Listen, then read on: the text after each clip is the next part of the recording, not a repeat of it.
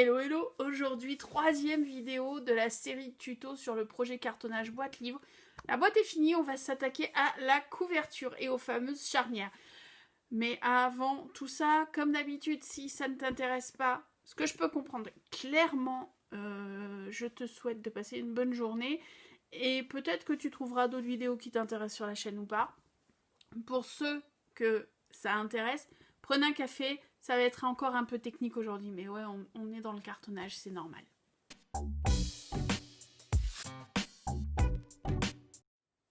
Troisième vidéo de cette série cartonnage, tuto cartonnage boîte livre.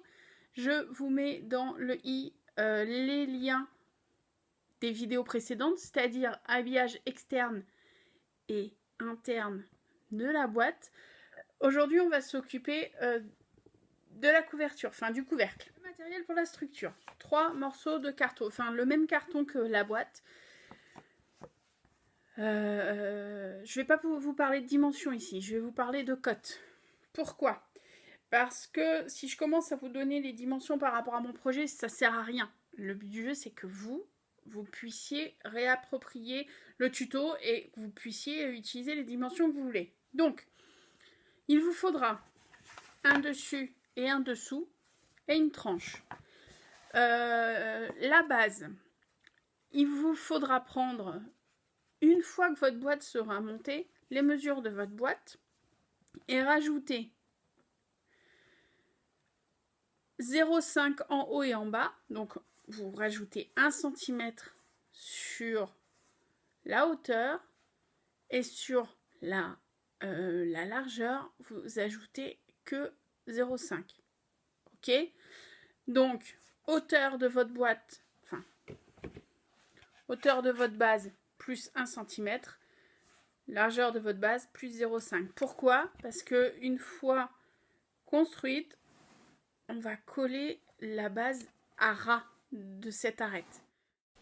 Pour la tranche, vous allez prendre la longueur de votre boîte plus 1 cm. Concernant la largeur de la tranche, elle est la même que la hauteur de votre boîte. Pour l'habillage externe de la structure, il vous faudra un papier. Alors, moi, je reste sur le même papier peint. Vous pouvez prendre, on ne va pas refaire la même histoire, hein, du Ski-Vertex, du simili-cuir. Vous pouvez prendre ce que vous voulez. Moi, je pars sur le même papier peint. En termes de largeur, j'aime bien toujours utiliser la largeur de mes cartons en laissant 2 cm en haut, 2 cm en bas. Pareil sur les côtés. Ça me fait une bande. On va passer à l'habillage externe, comme ça après je vous parlerai de l'habillage interne. Alors, quoi faire d'abord? J'ai tracé, comme vous voyez, à 2 cm à peu près, j'ai tracé un trait. Pourquoi tracer un trait? Parce que ça va m'aider à pouvoir placer correctement et placer droit surtout mes cartons. Alors, mes cartons. J'ai déjà délimité. Celui-ci, il y aura la tranche. Ok, donc je vais le placer, mettre mon équerre lourde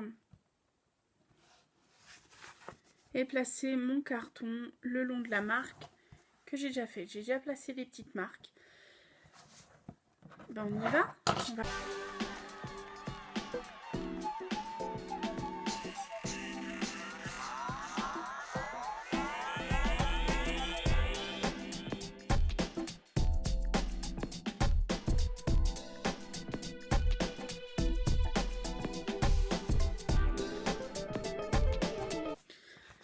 Maintenant, je vais m'attaquer à la tranche. Un petit point pour la tranche. Toujours penser, quand on fait du cartonnage ou même quand on fait du scrap, il n'y a pas de problème. Les tranches, il faut laisser un espace. Alors quand j'entends laisser à peu près 1 mm ou pas, non. La règle pour faire une tranche et une charnière correcte, il faut laisser la double épaisseur des cartons que vous utilisez. Alors, si vous utilisez des cartons d'1 mm, c'est sûr que votre tranche n'a pas besoin d'être épaisse. Ici, les cartons font quand même 3 mm d'épaisseur. Donc concrètement, double épaisseur des cartons. se met correctement là. On fait une marque. Et c'est sur cette marque-ci qu'il faudra s'aligner pour coller la tranche.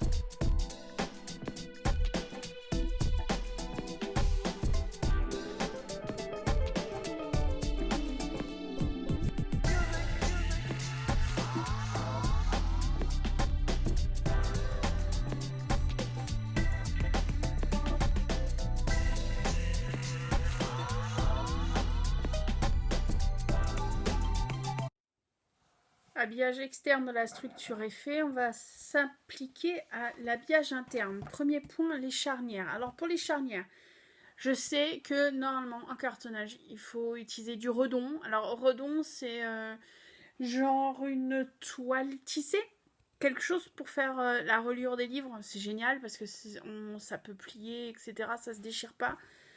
Là, je vais utiliser toujours le même papier peint.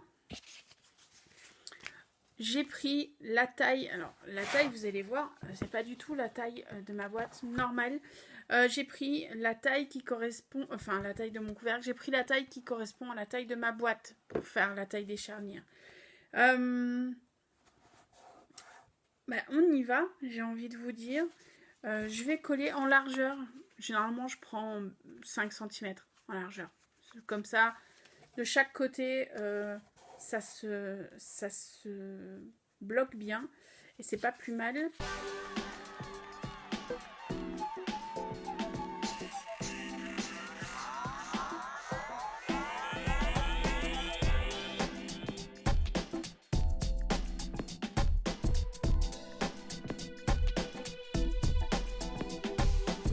Voilà, nos charnières sont faites. On va les laisser reposer. Prochaine vidéo, habillage de l'intérieur. On collera la boîte et on reviendra pour une présentation finale.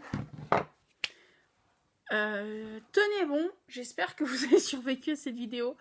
Parce que c'est peut-être la vidéo un peu plus chiante par rapport à tout le process. Je vous dis à bientôt, prenez soin de vous et suite et fin au prochain numéro. Ouais! Allez, salut!